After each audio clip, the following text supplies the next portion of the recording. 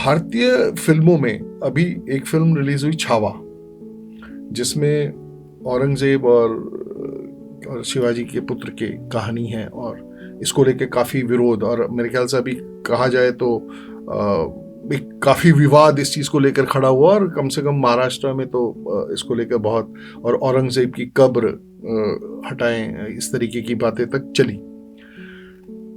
लगता नहीं कि समाज में जिस तरीके की परिस्थितियां रही, जैसे आपने महबूब साहब का जिक्र किया कि खास तरीके की विचारधारा से बनी फिल्में बनाई और अब उनकी फिल्मों का पुनर्मूल्यांकन होना चाहिए, और आपने मदर इंडिया का उदाहरण दिया, जिसको आज तक मतलब इस चर्चा के पहले क्वेश्चन किसी ने किया होगा, मुझे नहीं, मतलब मेरे सामने भी पहली बार वो आया, और मैं जरूर देखूंगा और उस मानसिकता से देखूंगा जिस मानसिकता से वो बनाई गई। तो भारत का इतिहास मुगलों से तो शुरू नहीं होता और अंग्रेजों की लड़ाई तक पर खत्म नहीं होता, क्योंकि हमारा इतिहास तो ये है कि हम मुगलों से भी लड़ रहे थे, मुगल शासकों से भी लड़ रहे थे।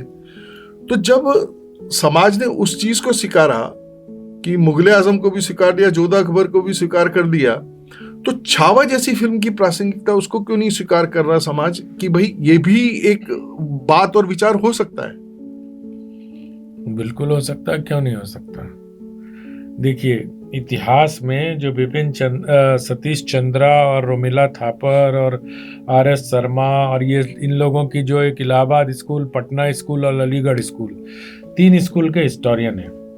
इन लोगों ने एक ऐसी व्यवस्था बना दी अतुल जी कि 11वीं 12वीं के कक्षा में जब लोगों का दिमाग शेप कर रहा होता है, तब आपने जो पढ़ाया, दे बिकेम अस, वो हम में तब्दील हो गए। ये बार बार हमारे दिमाग में इतिहास की पुस्तकों के माध्यम से डाला गया कि मुगल यहां आए और उन्होंने भारतीय संस्कृति को स्वीकार करके उसमें घुल मिल गए और वो भारतीय हो गए। कोई इन भले आदमी से सवाल पलट के अब पूछने लगे हैं लोग कि शाहजहां ने जो मोहब्बत का स्मारक बनवाया है, ताजमहल, आपको मालूम है इतिहास में दर्ज है कि उस समय दक्षिण भारत में बहुत बड़ा अकाल आया था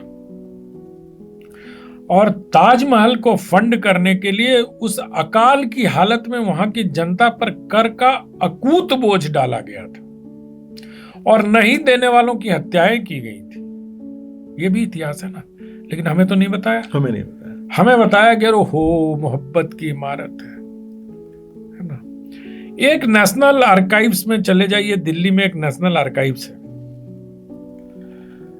वहां पर औरंगजेब का एक डॉक्यूमेंट है, जो डॉक्यूमेंट ये बताता है कि 2 हिंदू परिवार में एक मंदिर को लेकर झगड़ा था, मंदिर की भूमि को लेकर और मंदिर की संपत्ति को लेकर।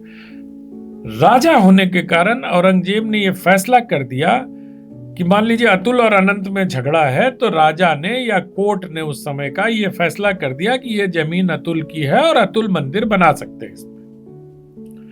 इसको हमारे इतिहासकारों ने क्या प्रस्तुत किया कि औरंगजेब ने मंदिर बनाने के लिए जमीन दी। अच्छा।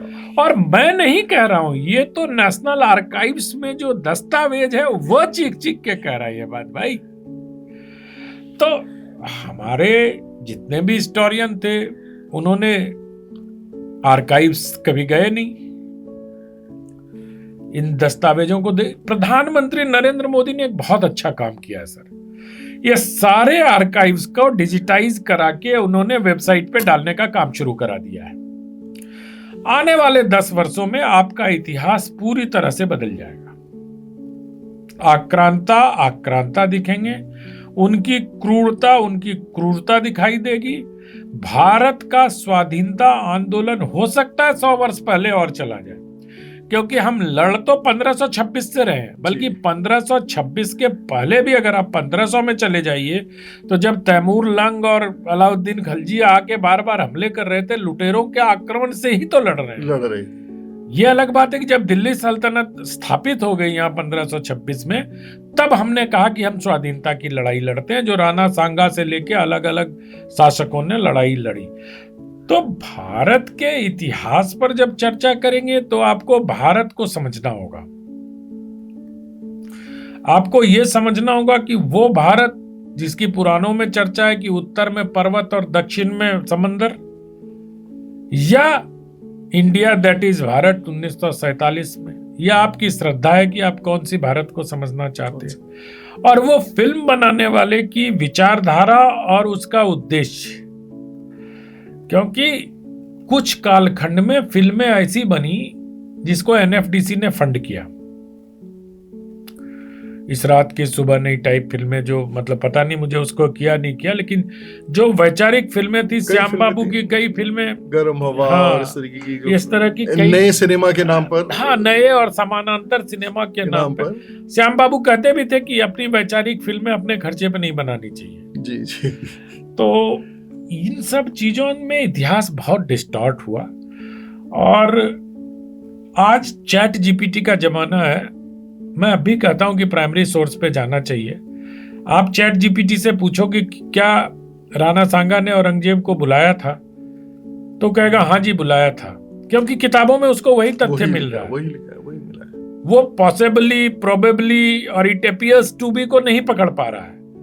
वो तो जब हम भी जब छात्र जीवन में थे और जब ये पढ़ते थे तो नहीं पकड़ पाते थे कि ये प्रोबेबली, पॉसिबली और इट अपियर्स टू बी का क्या मतलब है। वो बच के निकल रहे हैं, वो डेफिनेटिव कुछ नहीं करते हैं। जो हमारे 60 के बाद के इतिहासकार 1960 के बाद के आए, उन्होंने डेफिनेटिव कहीं कुछ कहा ही नहीं सर, क्योंकि उन्होंने मूल स्रोत तक गए नहीं, उनको पकड़े जाने का डर था। और ये राम जन्मभूमि आंदोलन में की जब हियरिंग हो रही थी उस समय भी स्थापित हो गया। जिन इतिहासकारों ने लिख के दिया था कि यहाँ राम मंदिर नहीं था, उनसे पूछा अदालत ने कि आप संस्कृत जानते हैं? नहीं जानते। आपने आर्काइवल पढ़ाई की है? नहीं पढ़ाई की है। तो कैसे आप जानते हैं कि राम वहां नहीं थे? ना आपको आर्काइव्स का ज्ञान है ना आर्कियोलॉजी का ज्ञान है, ना आप संस्कृत में पढ़ी है। तो उन्होंने कहा हमने तो बस अपनी धारणा के आधार पे कहा। तब तो धारणा के आधार पर इतिहास नहीं होता, इतिहास तो साक्ष्य चाहिए होता है। तो फिल्में बहुत डिस्टॉर्ट करती हैं इतिहास को। अब जैसे फिल्मों में अगर आप, लेकिन वही है कि जो लोक में प्रचलित है वो नहीं दिखाओगे तो फिल्में हिट भी नहीं होंगी। पृथ्वीराज इसका सबसे बड़ा उदाहरण है। हमारे आपके मित्र चंद्र प्रकाश द्विवेदी जी ने बनाई और जिद ठान ली कि 4 बांस 24 गज अंगुल अष्ट प्रमाण एते पे सुल्तान है, मच्चू को चौहान ये नहीं दिखाएंगे, क्योंकि ये चंद्रबरदाई में भी नहीं है कहीं। उन्होंने बहुत रिसर्च किया और ठीक किया रिसर्च। लेकिन एक और कहावत है ना कि यद्यपि सिद्धम लोक विरुद्धम न करणीयम न चरणीयम। तो अगर सिद्ध भी है और लोक के विरुद्ध है तो फिल्म में ये नहीं चलेगा। हिस्ट्री की अलग बात है, लेकिन अगर उन्होंने अनारकली दिखाई, अगर उन्होंने जोधा अकबर में जोधा दिखाई, तो ये हमारे जनमानस को थोपा गया इतिहास, पहले हमारे मानस को तैयार किया गया। ऐसे में अगर आप ये कह दो कि अनारकली तो कोई थी ही नहीं, तो हो सकता है वो फिल्म फ्लॉप हो जाती। जैसे पद्मावत को लेकर संकट हुआ, पहले फिल्म का नाम पद्मावती था, वो उसको लेकर भी इतिहासकारों में बहुत मतभेद थे, अब भी हैं। तो इतिहास अलग साक्ष्य की मांग करता है, और फिल्म जो है वो लोक में क्या सिद्ध है उसको ध्यान में रखते, क्योंकि देखो फिल्मकार चाहे कुछ भी कर ले, उसका अल्टीमेट गोल होता है पैसा कमाना।